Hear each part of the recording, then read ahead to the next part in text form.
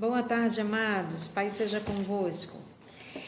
Eu quero compartilhar com você um texto que está em Efésios, capítulo 1, versículo 3, que diz assim: Bendito Deus e Pai de nosso Senhor Jesus Cristo, o qual nos abençoou com todas as sortes de bênçãos espirituais nos lugares celestiais em Cristo.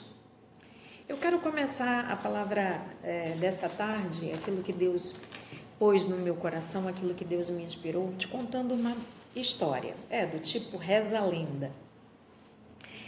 Há muitos anos atrás, muito tempo atrás mesmo, ainda quando os voos internacionais não eram tão comuns, não eram acessíveis, um determinado homem tinha um grande desejo de viajar dos Estados Unidos para a Europa. E ele trabalhou muito, trabalhou arduamente, se empenhou, economizou tudo que pôde e conseguiu então comprar um bilhete num navio de cruzeiro para conseguir fazer essa viagem dos Estados Unidos à Europa.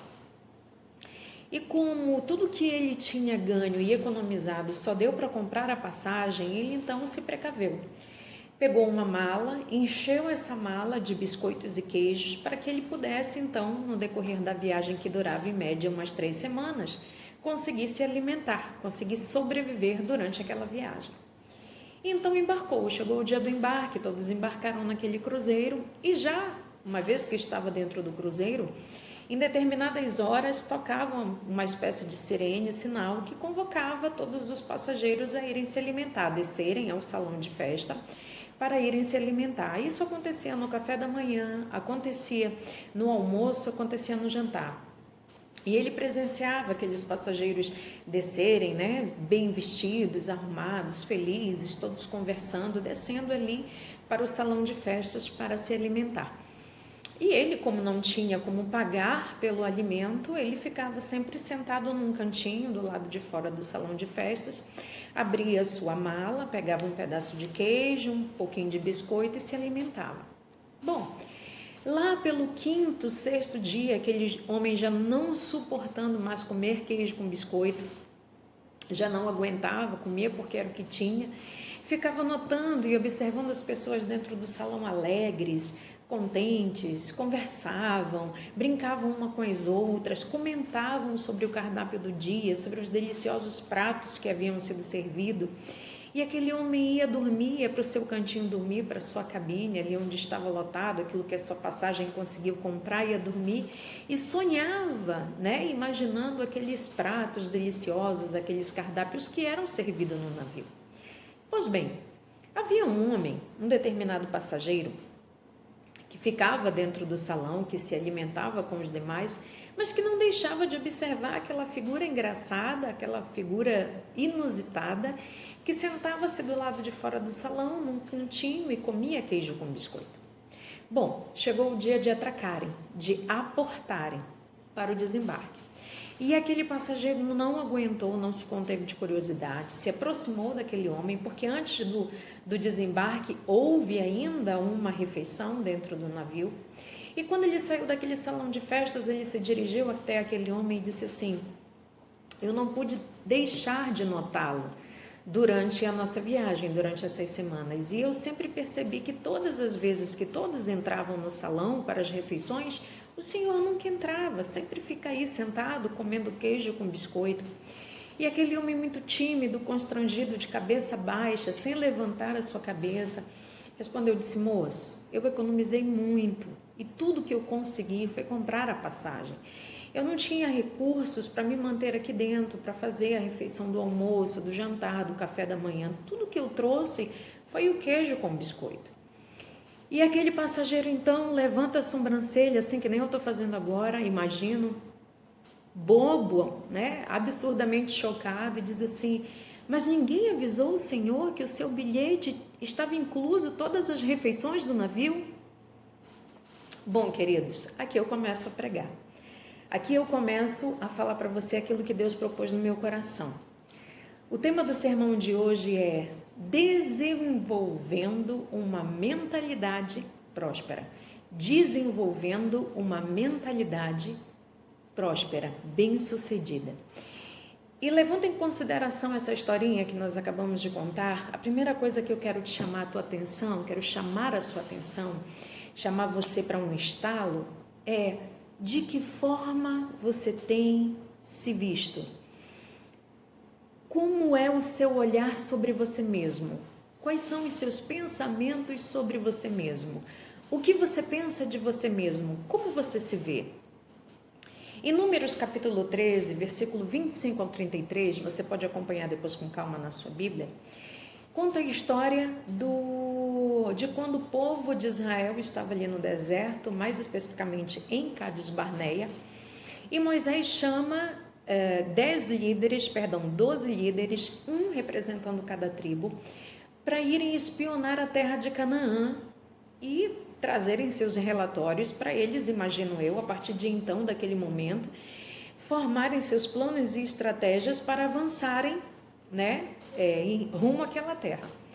E eles passam dias, ali em Canaã, e quando retornam, trazem seus relatórios a Moisés, e todo o povo, todos os chefes de tribo, líderes importantes, sacerdotes, estavam ali ao redor de Moisés, esperando para ouvirem aquele tão esperado relatório. 10 daqueles líderes trouxeram seu relatório e disseram assim: olha, Moisés, a terra é muito boa. Inclusive eles trouxeram algumas frutas da terra para que as pessoas vissem quão grande era, quão maravilhoso era o fruto daquela terra. A terra é próspera, o que plantar se dá.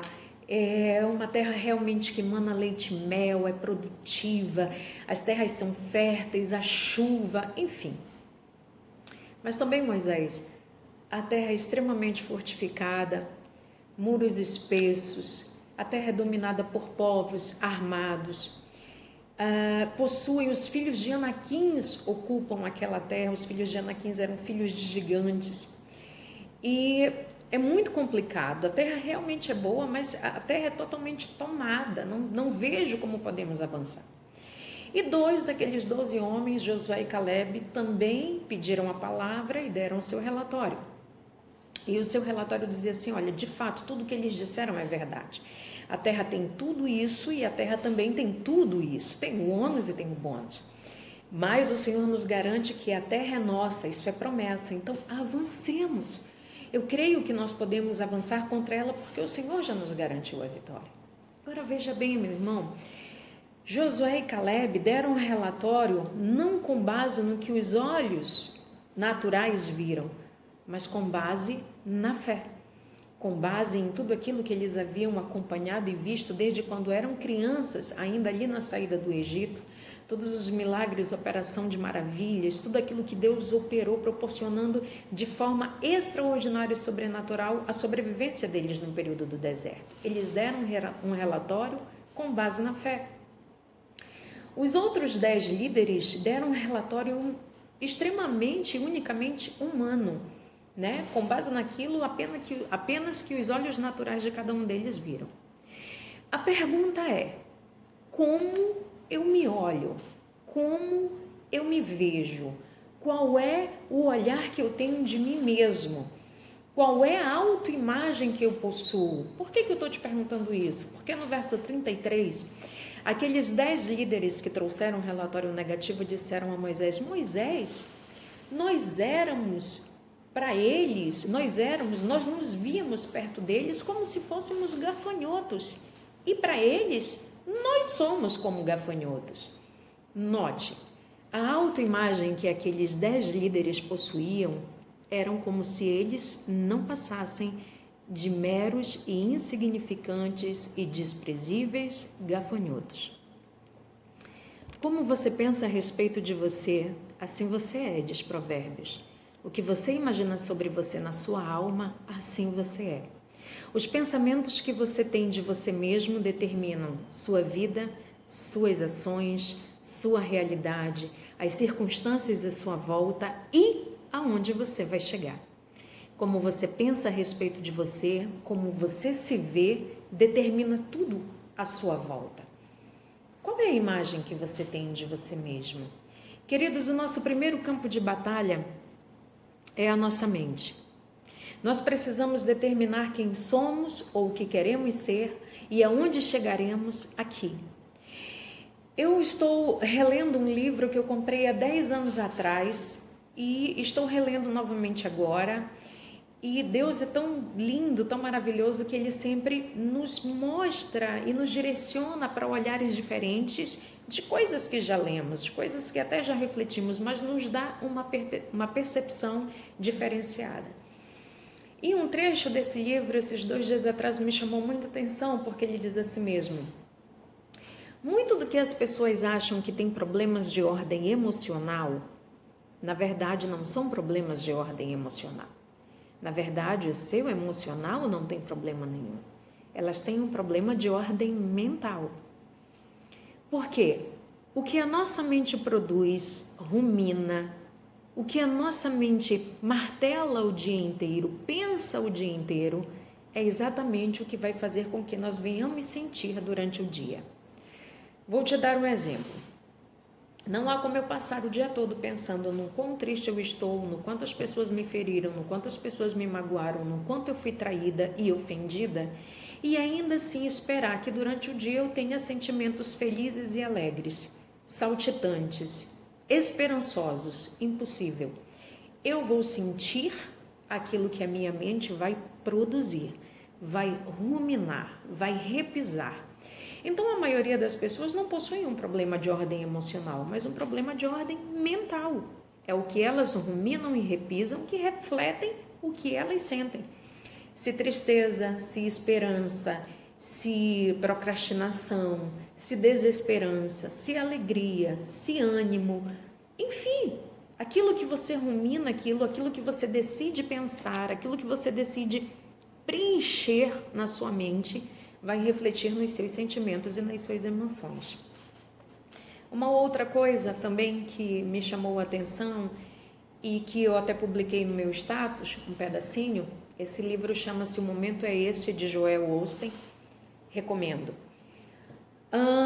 Diz assim, que quando nós nos detemos em pensar no negativo, no ruim, nos detemos em pensar naquilo que é mal, que nos prejudica, é como se nós estivéssemos colocando uma plaquinha na porta da nossa mente dizendo: jogue o seu lixo aqui. Não faça isso. Qual imagem você tem de si mesmo? O que você pensa sobre você? Como você se vê? Talvez você esteja se vendo como um gafanhoto, como alguém desprezível, como alguém que não tem condições de avançar, como alguém que não tem condições de conquistar. Mas ei, peraí, nós lemos em Efésios 1:3 o que diz que por meio de Jesus Cristo nós já fomos abençoados com toda sorte de bênçãos espirituais. A palavra abençoou está no passado, porque enfatiza o fato de que tudo já foi conquistado, tudo nos já foi autorizado a tomarmos posse. Se eu ainda não fiz isso, é porque sou eu mesmo quem tenho, através das minhas crenças limitantes, colocado barreira, impedimentos. Há pessoas que acham que Deus segue uma regrazinha, uma cartilhazinha. Deus é Deus, Ele faz da maneira como Ele quer, desde que você tenha fé, desde que você acredite. Há pessoas que dizem: eu não posso pedir um carro porque eu tenho que primeiro pedir a carteira de motorista para depois ter um carro. Peça o carro. Você tem fé para pedir o carro? Peça o carro, porque Deus vai te dar condições completas de adquirir o carro, de tirar a carteira. Eu não sei como vai funcionar a ordem de Deus, mas Ele não está limitado a isso, então não limite a essas regras. Peça e Deus te dará.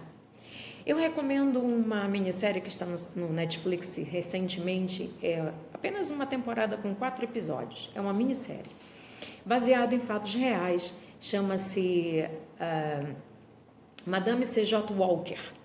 Conta a história verídica da primeira mulher negra que ficou milionária de forma independente nos Estados Unidos.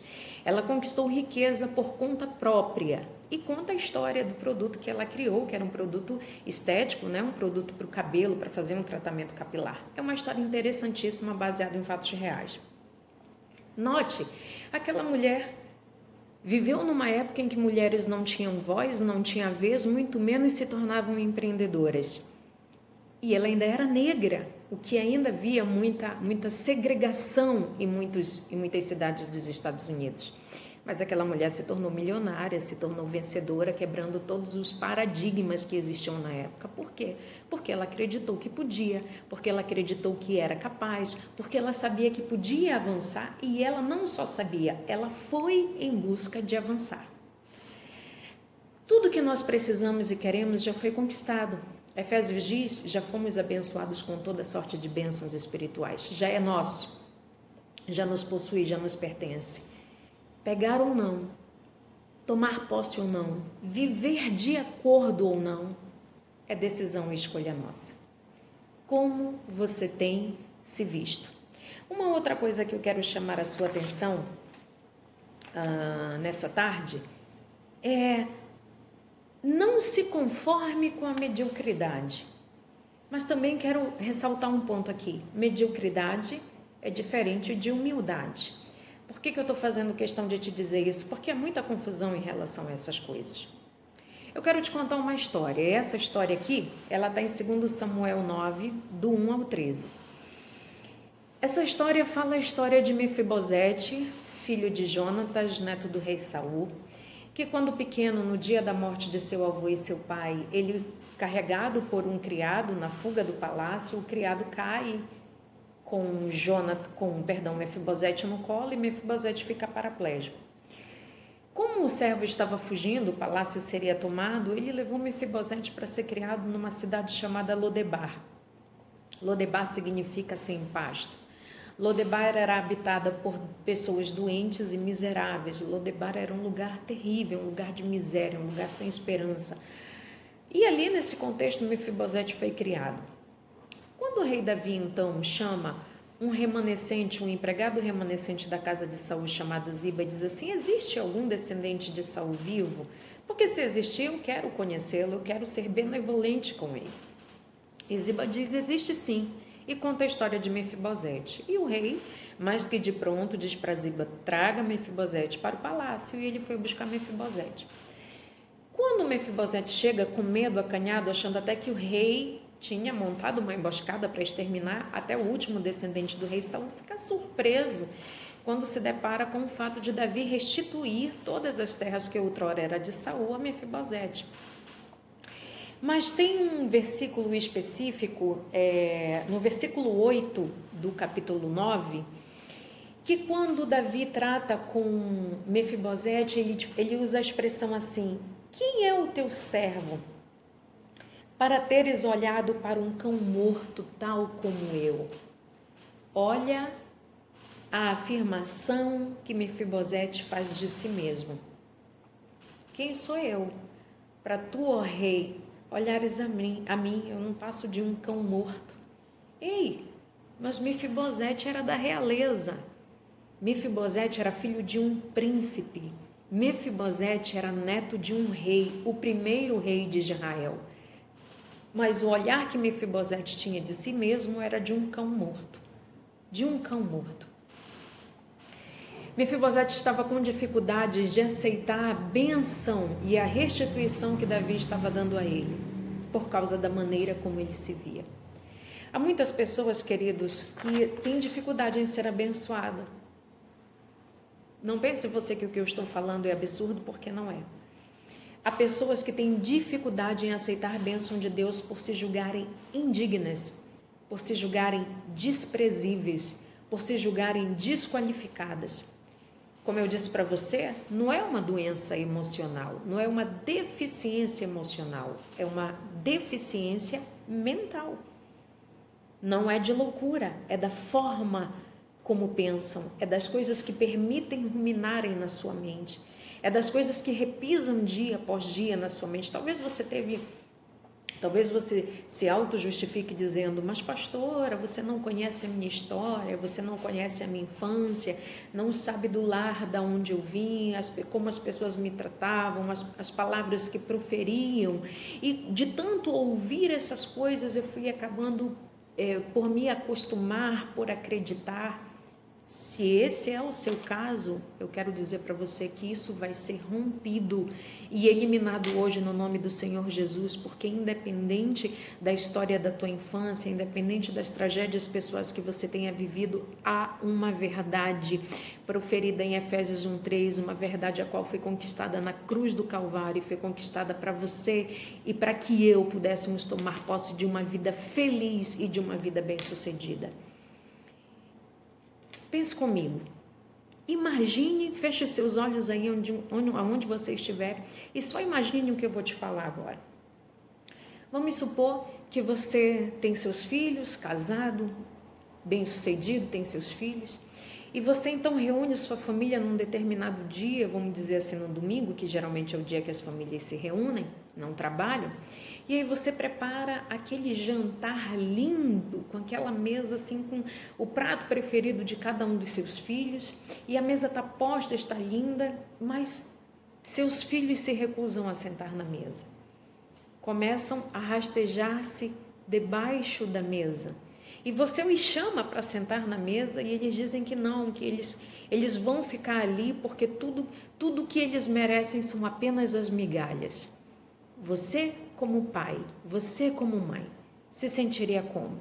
Depois de preparar um banquete e seus filhos se arrastarem embaixo da mesa, se recusando a comer aquilo que você preparou para eles. É uma cena forte, né? Pois então, é exatamente assim que Deus se sente quando nós nos recusamos a tomar posse do que Ele já conquistou para nós. Quando nós nos olhamos e nos vemos como cão morto, como gafanhoto, como desprezíveis, como tá bom até aqui. Humildade é reconhecer limites.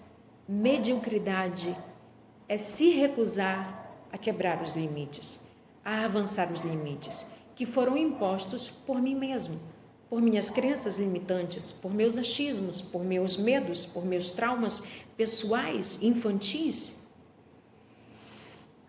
Uma outra questão que nós podemos e devemos avaliar aqui é que uma vida bem-sucedida, ela fala mais do meu pai do que de mim.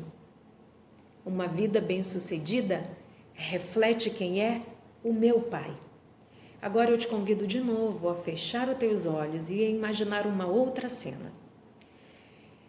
Vamos supor que você me conhece, me vê pregando, sabe que eu sou a pastora Natália, escuta os sermões que o Senhor me inspira, mas um belo dia você tem a oportunidade de me conhecer pessoalmente, de conhecer a minha casa e a minha família, e eu chegar na casa, ser apresentado aos meus filhos. Eu te apresento filhos descabelados, com roupas sujas e rasgadas, descalços, com as unhas compridas. Que impressão você vai ter de mim? Olhando para os meus filhos, que ideia você vai ter de mim? Olhando para minha família e para a forma como eles estão descuidados, a sua visão de mim vai ser alterada? Com certeza. Queridos, vamos fazer essa questão espiritual agora. Quando as pessoas olham para você, elas imaginam que Deus você serve. Quando as pessoas te veem e veem como você pensa, e veem no que você crê, e veem na forma como você se porta, e veem o tamanho da sua fé, o que elas pensam a respeito do seu pai? Como você se comporta revela o Deus que você diz servir. Como você se comporta, como você vive, as coisas que você limita ou delimita, revelam o Deus que você diz servir, o Deus que você diz buscar, o Deus que você diz amar, o Deus que você diz que é o Deus da sua casa. A miséria que você vive, talvez você seja da realeza, meu querido, mas mesmo sendo da realeza, você está com o pensamento de alguém que mora e que foi criado e que se recusa a sair de Lodebar. Você não nasceu em Lodebar. Você não nasceu para ser criado e ter uma mentalidade de alguém que vive num lugar sem pasto, num lugar de gente doente, medíocre, miserável. Você nasceu para ser da realeza porque você é filho do rei. Você foi comprado com preço de sangue. E lá o texto que lemos diz que tudo já foi conquistado. O Senhor já te abençoou com todas as sortes de bênçãos espirituais em todas as áreas da sua vida. Então, não crescer, não conquistar, não avançar é decisão sua. Revela que você não está servindo o Deus que nos garante todas as coisas, o Deus que deixou a sua glória, que foi a cruz e que pagou o alto preço e o único preço, que foi preço de sangue, para conquistar tudo para mim e para você. Tem muito crente bom, digno, íntegro, reto, caminhando para o céu. Mas é só isso. Estão caminhando para o céu sem entender que essa salvação inclui bênçãos financeiras, espirituais, emocionais, relacionais. Estão apenas caminhando para o céu, como aquele homem da história. Comprou a passagem, mas estava no canto comendo queijo com biscoito, porque ninguém disse para ele que aquela passagem dava direito, acesso a todas as refeições, as melhores refeições, aos melhores lugares daquele salão de festa. Ei, talvez você só esteja caminhando ao céu, sentado num canto, comendo queijo com biscoitos, quando tudo do melhor já foi conquistado para que você apenas tome posse e usufrua. A Bíblia diz que é impossível que aqueles que se aproximem de Deus não tenham fé, não creiam que Ele exista e que Ele é galardoador ou recompensador daqueles que o buscam. Que Pai você tem revelado? Que Pai você tem pregado? Que Pai você tem pregado para os seus filhos, para sua esposa, para o seu esposo, para os seus amigos, para os seus familiares? Que Pai? Que condição você vive em que as pessoas olham para você e dizem, eu quero esse Deus é lindo, esse Deus é transformador, é abençoador. Ou as pessoas olham para você naquele sentimentozinho de autocomiseração, de vitimismo, e não querem esse Deus porque não tem atrativo nesse Deus, não tem por que servir esse Deus. Reflita nessa tarde, como você se vê. Como gafanhoto? Desprezível? Insignificante? Você se habituou numa condição tão miserável que não consegue aceitar as bênçãos, aceitar que elas já foram conquistadas, o melhor é para você, e você continua ali apegado naquele pensamento de que você não passa de um cão morto? Ei! Há crentes que acham que estão prestando um favor para Deus continuando pobres, continuando miseráveis. Você não está prestando favor nenhum a Deus, pelo contrário, você está denegrindo a imagem de Deus que é grande, que é rico, que é próspero e que já conquistou tudo isso e te deu para você porque você é herdeiro dele. Como você tem se visto, meu querido? O que tem revelado? O seu comportamento, a sua forma de olhar, o tamanho da sua fé tem revelado que Deus. Eu te convido a refletir nessa palavra nessa noite e com um olhar muito crítico, mas também muito amoroso, olhar para dentro de si e se perguntar, será se eu estou comendo apenas queijo com biscoito? Será se eu estou na mesma condição daquele homem, sem entender que tudo já foi comprado, já é acessível a mim? Pare e reflita em tudo que eu falei nessa tarde. E eu espero no nome do Senhor Jesus que você tire boas reflexões, que você tenha aprendido alguma coisa, que algo fique gravado no teu coração. Mas eu queria terminar esse vídeo com uma oração, se você me permitir. Onde você estiver, ore comigo. Já oramos a palavra, agora nós vamos orar aquilo que está dentro do nosso coração. Pai, no nome do Senhor Jesus, eu quero levar em oração todas essas pessoas aonde esse vídeo chegar, aonde quer que elas estejam, no trabalho, em casa, no ônibus, na rua, e assistirem esse vídeo. Eu quero que essa palavra, no nome do Senhor Jesus, encontre Deus, abrigo em cada coração, mas mais do que isso, que ela produza os frutos necessários. Frutos, Pai, de arrependimento, de reconhecimento, de mudança, de transformação, de atitude de fé.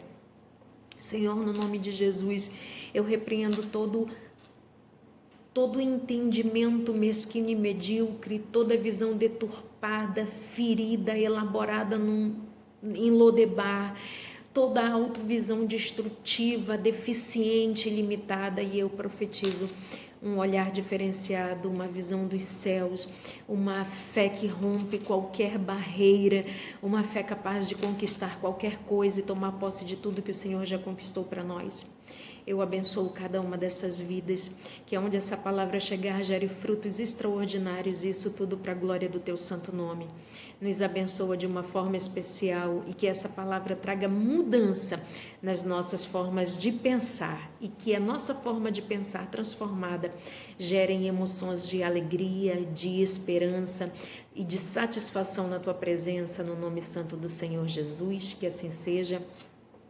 Diga amém aí do outro lado. Amém, amados? É isso. Nos encontramos em outra oportunidade com a graça de Deus. Que essa graça superabunde tua vida com alegria. É o que eu te desejo em nome de Jesus. Fica com Deus.